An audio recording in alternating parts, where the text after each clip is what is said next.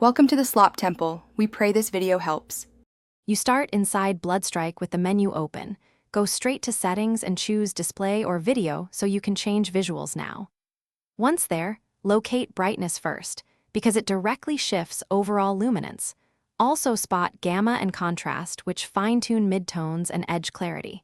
You should take note of current values so you can revert if needed. Begin by decreasing or increasing brightness in small increments, about 5 to 10 points, so your eyes adjust and you can compare scenes immediately. Once you've adjusted brightness, make sure to refine Gamma next because it controls midtone luminosity without blowing out highlights or crushing shadows. You should nudge Gamma in increments of 0, 5 to 0, 1 and observe character skins and indoor shadows. Then tweak contrast slightly to enhance separation between darks and lights. Too much makes details disappear. After each change, apply settings and load into both a dark corridor and a sunlit courtyard, so you can evaluate balance across environments. You're nearly done. Save your adjusted settings as a custom preset if the game supports it, or write values down so you can replicate them later.